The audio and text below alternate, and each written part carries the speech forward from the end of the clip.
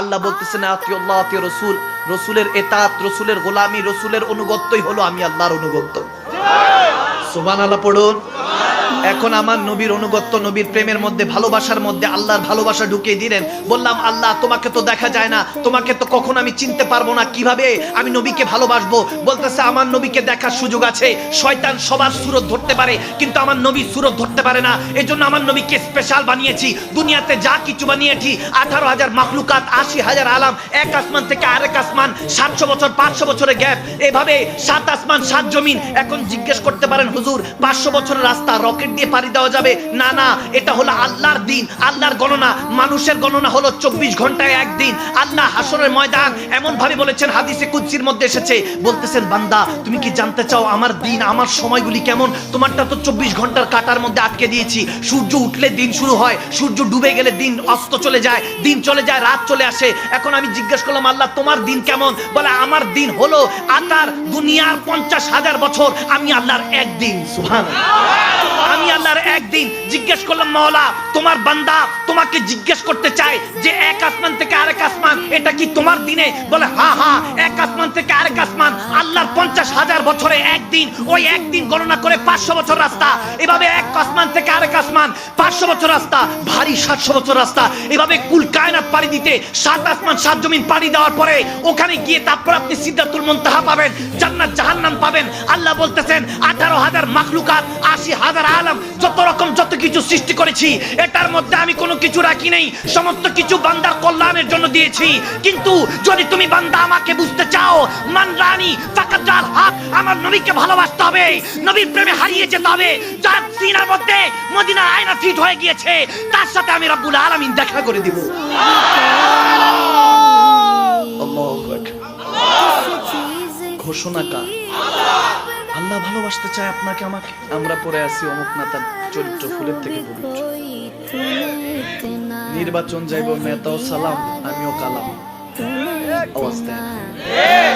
মুসলমান হয়ে মুসলমানের রক্ত ঝরায় খেলার জন্য, পলিটিক্সের জন্য। এই হলো বর্তমান মুসলমান। আপনি নিজেও জানেন না আপনার নেক আমলগুলি কত দাম, আপনি নিজেও জানেন না। নেক আমলকে আমার নবী আব্দুল্লাহ ইবনে ওমর রাদিয়াল্লাহু তাআলা থেকে বর্ণিত হাদিস, মুসলিম শরীফ হাদিস বলছি, হাযা হাদিসুন সহিহ। উলামায়ে কেরাম বসা, আমার নবী বলেন নেক আমল হলো তোমাদের স্বর্ণ অলংকারের মতো। সুবহানাল্লাহ, এত আস্তে কেন? যে কোনো নেক আমল হতে পারে। একজন পড়ে গেছে আপনি উঠাই নিলেন, তাকে একটু ধরে উঠাই দিলেন। একজন বৃদ্ধ হেঁটে যাচ্ছে আপনি তাকে সহযোগিতা করলেন। অন্ধ হেঁটে যাচ্ছে আপনি তাকে সহযোগিতা করলেন রাস্তা পারাপারের জন্য। কিংবা আপনার মায়ের খেদমত করলেন। বাবা দেখেন আমার নবী হাদিস শরীফে এই জায়গায় বলছেন সাহাবায়ে রাসূলদের সাথে, বলতেছে নেক আমল কেমন তুমি জানো? কেমন তিজুরির মতো, কেমন সম্পত্তির মতো।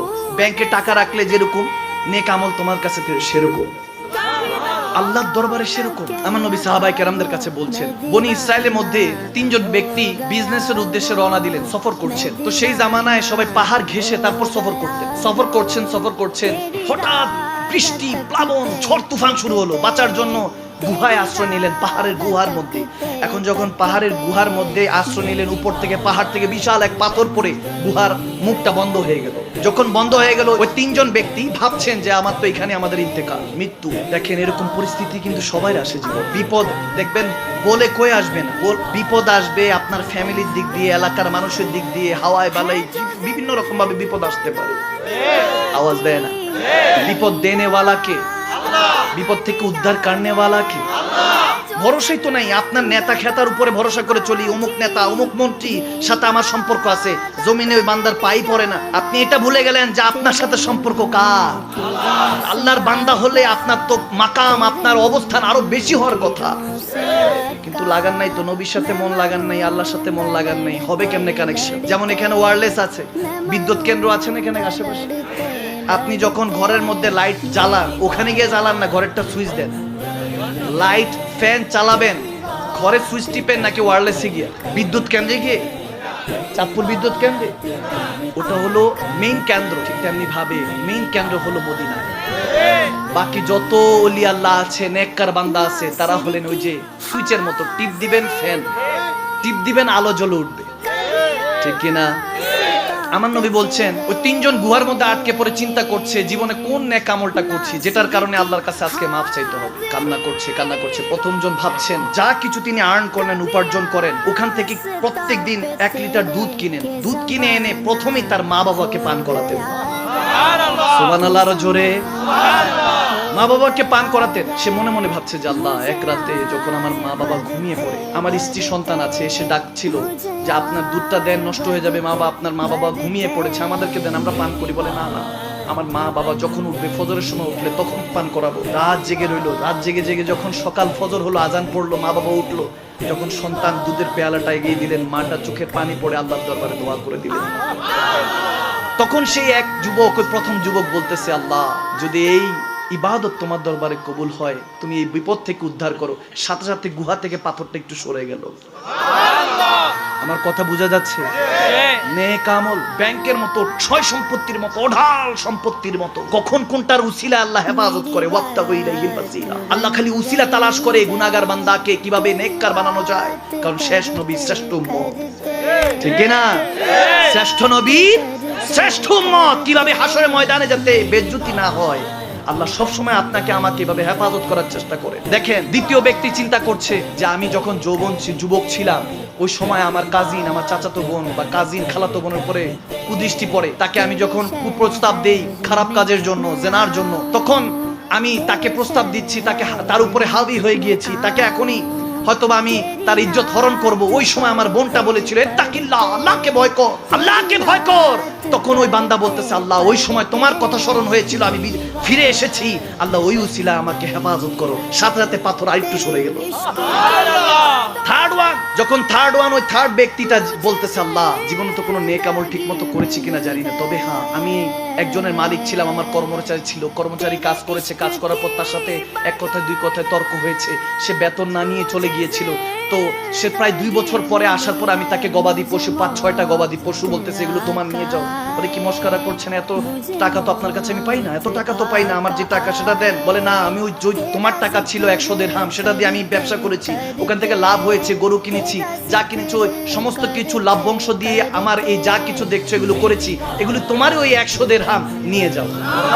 তখন সেই গরিব, সে কর্মচারী আল্লাহর দরবারে হাত তুলে দোয়া করেছিলেন। সে ব্যক্তি বলতেছে, আল্লাহ, যদি ওই কাজটা তোমার দরবারে কবুল হয়ে থাকে, হেফাজত করো। সাথে সাথে আমার নবী বলছেন, সাথে সাথে গুহা থেকে পাথরটা সরে গেল। হেফাজতকারী কে? মাফ করনে ওয়ালা কে? এই জমিনে ক্ষমতা চলে কার? ক্ষমা চেয়ে দেখো। মন থেকে তো অনেক কিছুই বলেন, মাকে ভালোবাসি, বাবাকে ভালোবাসি, টাকা দরকার, এটা দরকার, সেটা দরকার, গাড়ি দরকার, নারী দরকার, বাড়ি দরকার, কত কিছু দরকার, এত কিছু দরকার। মসজিদের মধ্যে খাটিয়াটা পড়ে থাকে, যেটা 4 জন ড্রাইভার, 1 জন প্যাসেঞ্জার, কখনো তো দেখেন না ওটা মুছে, মসজিদেই পড়ে থাকে। কখনো কি জীবনে দেখেছেন? দেখেন, এটা দিয়ে তো শেষ গন্তব্যে কবরে পৌঁছে দিবে। আওয়াজ দেয় না? সওয়াব, নেক আমল আপনার অনেক বড় কাজে দিবে। হযরতে বিসর আল হাফি রাদিয়াল্লাহু আলাইহি রাহমা, তিনি ছিলেন ইমাম আহমদ বিন হাম্বলের শেখ আলাইহি রাহমা। অনেক বড় ইমামের কথা বলছি, গভীর খেয়াল। আমি এই হাদিসগুলো এজন্য বলছি যাতে এর কারণে আপনার মনের স্থানটা পরিবর্তন হয়। আল্লাহ কবুল করুক, আমিন বলবো। বিসর আল হাফি আলাইহি রাহমা, তিনি বলছেন, ওই জামানার মধ্যে অনেক বড় শেখ ছিলেন, পীর সাহেব ছিলেন, সবাই তেনাকে মানতেন, মহব্বত করতেন। কিন্তু উনি মসজিদের মধ্যে 4 রাকাত বা 2 রাকাত ফরজ পড়েই দৌড় মারতেন, সুন্নত পড়তেন না, নফল পড়তেন না, কিংবা ওয়াজিব পড়তেন না। এক ব্যক্তি, এক যুবক চিন্তা করছে, এত বড় পীর সাহেব, নামাজ পড়ে, ফরজ পড়ে, সুন্নত পড়ে না, এ কেমন পীর সাহেব? এনাকে লক্ষ লক্ষ মানুষ মানে, মহব্বত করে। তখন ওই যুবক বলতেছে, আজকে ওনার পিছু নিমু, দেখি কই যায়। এখন যখন বিসর আল হাফি তিনি নামাজ পড়ে রওনা দিলেন, ওই যুবক তার পিছনে পিছনে ভাবতেছেন, ফরজ পড়ছি, সমস্যা নেই, যোহরের ওয়াক্ত ছিল, ফরজ পড়ছি, সুন্নত এগুলো পড়ে নেব, 2 রাকাত সুন্নতে মুআক্কাদা ছিল, বলতেছে পড়ে নেব। ওই শেখ, ওই আল্লাহ ওয়ালার পিছনে পিছনে দৌড়াচ্ছে। যায় দেখে বিসর আল হাফি আলাইহি রাহমা তিনি একটা দোকানে গেলেন, দোকানে গিয়ে কিছু গোশত কিনলেন, তারপর একটু রুটি কিনলেন। বলে, ও আচ্ছা, হুজুর মনে ভিতরে গিয়ে একা একা বসে বসে খাবে, এজন্য মনে তাড়াহুড়া করে। আমাদের মনে কিন্তু এগুলো চলে, জাস্টিফাই, আমরা কোনো কিছু না ভেবেই অন্যকে সমালোচনা করি, অন্যের বিরুদ্ধে বলি, অনেক কিছু বলে ফেলি, তমত দিয়ে ফেলি, অথচ তার মনে কি এটা তো কেবল কে জানে। আওয়াজ দেন, কে জানে? তমত দিয়ে ফেলি। যখন পিছনে পিছনে যাচ্ছে, দেখে ওই আল্লাহর ওলি জঙ্গলের দিকে যাচ্ছে, জঙ্গলের দিকে যেতে যেতে যেতে দেখে একটা ছোট্ট কুটির, একটা ঘর, ঘরের বাইরে দিয়ে দরজা লাগানো। দরজা খুললেন, ভিতরে গেলেন, যুবক আস্তে করে জানালা দিয়ে দেখে যে আল্লাহর ওলি ভিতরে ঢুকে দেখতেছেন একটা বৃদ্ধকে তিনি মুখ পরিষ্কার করে ওই গোশত, ওই রুটি খাওয়াই দিচ্ছেন। খাওয়াই দিচ্ছেন আর ওই বৃদ্ধ বলছে, এ বিচার এত বছর ধরে, প্রায় 14 বছর ধরে তুমি এই খেদমতটুকু করছো, তুমি কত বড় আল্লাহর ওলি, কত বড় তোমার সুনাম, তুমি কত বড় আলেমে দ্বীন, তোমাকে এক নামে সবাই চিনে, আর তুমি আমার এই খেদমত করো।